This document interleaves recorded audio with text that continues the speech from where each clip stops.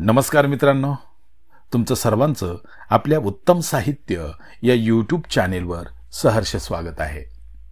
मित्रांनो, आपण ऐकत आहोत कातळडोह कादंबरी आणि या कादंबरीचे लेखक आहेत उत्तम सदाकाळ आणि आजचा आपला भाग आहे 29वा. चला तर मग ऐकूया कातळडोह कादंबरी भाग 29वा. हेमूदासांच्या घरी ते उशिराने पोहोचले. हेमू त्यांची वाटच बघत होता. हिमांशू आणि विद्या येताच त्यांचे हेमूने स्वागत केले. ईशिताने विद्याला लगेच आपल्याबरोबर नेले. अगं थांब थांब, त्यांना फ्रेश होऊ दे, जेवण करू दे, मग ती तुझ्याबरोबर थांबणारच आहे, ईशिताची मम्मी रूपा उद्गारली. Okay mamma. विद्या, चल तुला बाथरूम दाखवते, तुम्ही फ्रेश व्हा, मग निवांत बोलू आपण.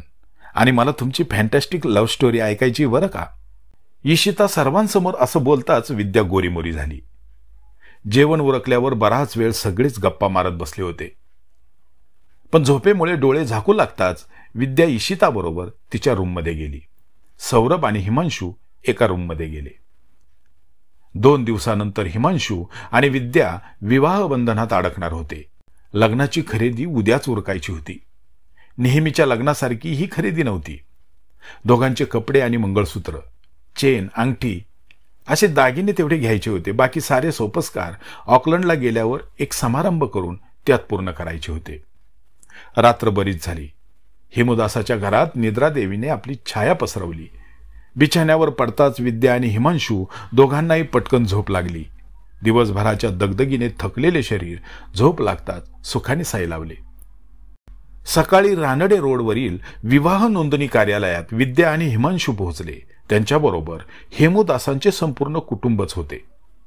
साध्या पद्धतीनेच लग्न करायचे असल्याने लग्नाला इतर कुणीही पाहुणे मंडळी किंवा मित्रमैत्रिणी सगळे सोयरे नव्हते. खुद्द वधूवरांचे आई वडील सुद्धा लग्नाला उपस्थित नव्हते. विद्याच्या बाजूने 2 साक्षीदार आणि हिमांशूच्या बाजूने 2 साक्षीदार म्हणून 4 जण उपस्थित होते. हेमू आणि रूपा हिमांशूच्या बाजूने तर ईशिता आणि सौरभ विद्याच्या बाजूने उभे राहिले. तांत्रिक सोपस्कार पार पडले. कायद्यानुसार विद्या हिमांशू नवरा बायको बनले. त्यांचे सप्तजन्मीचे नाते पक्के झाले. वधूवरांनी एकमेकांना पुष्पमाला घातल्या.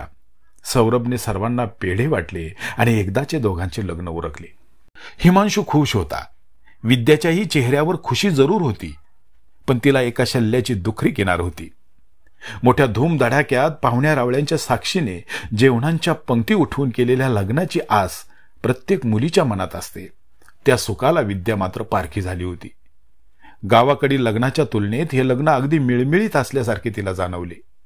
त्यात आईबाबांचा आशीर्वाद नव्हता. त्यांनी अश्रू भरल्या नेत्रांनी दिलेला निरोप नव्हता. होता तो फक्त समाज मान्यतेसाठी उरकलेला विधी. विद्या मनातून जरी दुःखी असली तरी ती आपल्या दुःखाचे प्रदर्शन करत नव्हती. वधूच्या वेशात विद्या नजर लागावी एवढी सुंदर दिसत होती. तिचे घारे डोळे, कुरळे केस आणि गोल हनुवटीवरचा काळा तीळ आज भलताच उठून दिसत होता. हिमांशूही रुबाबदार आणि देखणा दिसत होता. नोंदणी कार्यालयातून सगळेजण बाहेर आले. बाहेर हेमूदासांची इनोव्हा उभी होती. सौरभने त्याची आल्टोही आणली होती. बाबा, आम्ही नवरा नवरीला घेऊन येतो, तुम्ही इनोव्हा घेऊन जा. आल्टोने आम्ही मागावून येतो, सौरभने म्हटले. ठीक आहे, पण सावकाश या. आता गाडीत नवीन जोडपे आहे, हे विसरू नका, हेमूदासांनी सल्ला दिला. डोंट वरी बाबा, ईशिताने बाबांना आश्वासन दिले. कार्यालयाच्या बाहेर त्यांच्या गप्पा सुरू असतानाच समोरच्या रस्त्यावरून जाणाऱ्या एका इसमाची नजर सहज त्यांच्याकडे गेली आणि तो गचकन ब्रेक लागून गाडी थांबावा तसा थांबला. त्याचे डोळे विस्फारले. चेहऱ्यावर विस्मयाचे वादळ उठले. अरे, ही तर विद्या, बाबासाहेबांची लाडकी लेक. पण ही इकडे कुठे आणि हे काय आकरीत? विद्या चक्क नवरीच्या वेशात आणि सोबत नवरा मुलगा सुद्धा दिसतोय. म्हणजे विद्याचे लग्न झाले की काय? पण हे कसे शक्य आहे? विद्या बाबासाहेबांची एकुलती एक मुलगी, तिचे लग्न असे नोंदणी कार्यालयात? शक्यच नाही.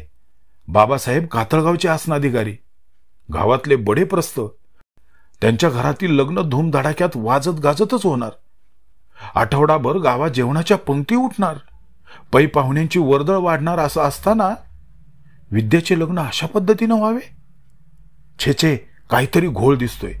विद्याभोवती असणारी सगळी माणसे अनोळखी दिसतायत. गावातील तर कोणीच दिसत नाही. बाकीचे राहू द्या, पण बाबासाहेबही दिसत नाहीत की त्यांच्या घरातील कोणी आजूबाजूलाही दिसत नाही. नेमकी काय भानगड आहे? जवळ गेल्याशिवाय काही कळणार नाही. चला, प्रत्यक्ष विद्यालाच विचारू. असं मनाशी बोलत तो इसम विद्याकडे निघाला. तो त्यांच्याजवळ पोहोचण्यापूर्वीच इनोव्हा आणि अल्टोत बसून विद्या, हिमांशू तेथून निघून गेले. विरुद्ध दिशेने निघून गेलेल्या गाड्यांकडे बघत राहण्याशिवाय त्या इसमाकडे पर्यायच उरला नाही. पण त्याच्या मनातील उत्सुकता त्याला शांत बसू देईना. नेमका काय प्रकार आहे हे जाणून घेण्याच्या उद्देशाने तो सरळ विवाह नोंदणी कार्यालयात घुसला.